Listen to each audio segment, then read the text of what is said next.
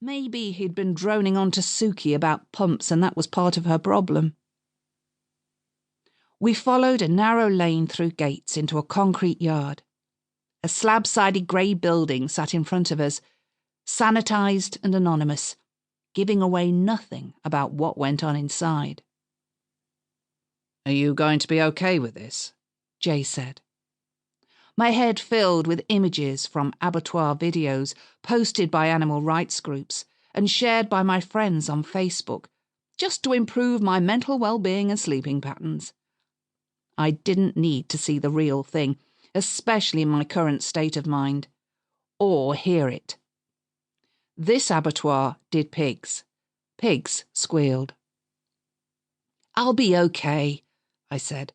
"I'm more worried about the missing girl." But it struck me like an electric shock that I wasn't that worried about the girl, at least not to my usual PhD level. Was I so worn down from watching Gran die that I'd lost some vital part of myself? It scared the hell out of me. If I didn't care about my job to the point of virtual mania, who even was I? "You know she's famous because she barbecues burgers in a bikini?" Jay said. "A phrase I wouldn't advise saying when drunk." Yeah, she simultaneously dumps on feminism and animal rights in an impressive double whammy. I could keep the banter going while I had my mini existential crisis, but our camaraderie felt forced. I'd thought I was doing the right thing by being super nice about his girlfriend, thus removing any question of whether I liked him a little too much for a colleague, but I'd obviously got it all wrong.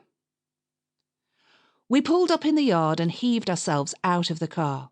The sun sliced through the hot air, making the car windows so shiny it hurt to look at them. A few uniforms were buzzing around.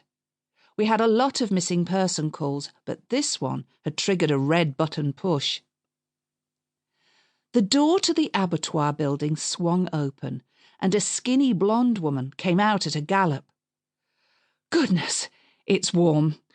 I hope we're not wasting your time. I'm not wanting to make a fuss, but I thought we should call, just in case." "Shall we pop inside a minute?" I said. "I'm Detective Inspector Meg Dalton, and this is Detective Sergeant Jay Sangera. What's your name?" "Anna Finchley. I own the abattoir." I wasn't sure if it was subconscious sexism or ageism, but I was surprised at that revelation. There was a touch of the gangly teenager or newborn foal about her, although she must have been in her 30s. She didn't look like an abattoir owner. "Not being melodramatic, but do you think it's the animal rights people?" she said. "What makes you say that?" "We've had threats, and someone smashed the CCTV. Anna shook her head. "But surely they wouldn't. Maybe she went for a walk, or—" I looked at the sun-scorched hills in the distance. A faint smell of smoke hung in the air. It wasn't an ideal spot for a hike. "How far are we from the reservoir?" Jay said. The beauty of Lady Bower Reservoir seemed to act as a magnet for death. It was well known, to us at least. If some poor soul was planning to slit an artery and bleed to death in North Derbyshire, there was a fair chance Lady Bower would be the destination of choice. Anna said, "It's just over the hill." "Let's take a few details inside," I said. "Can we see the smashed CCTV?"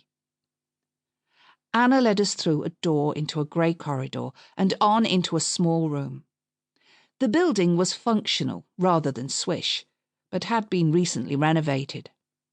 So far, it was mercifully free of butchered animals. I leaned to peer at the CCTV box, which looked like it had been set about with a baseball bat. I stepped back to let Jay see. "They've taken the hard drive," he said. "Let's get this area sealed off and processed," I said. We shuffled out of the room. A man was walking towards us down the corridor.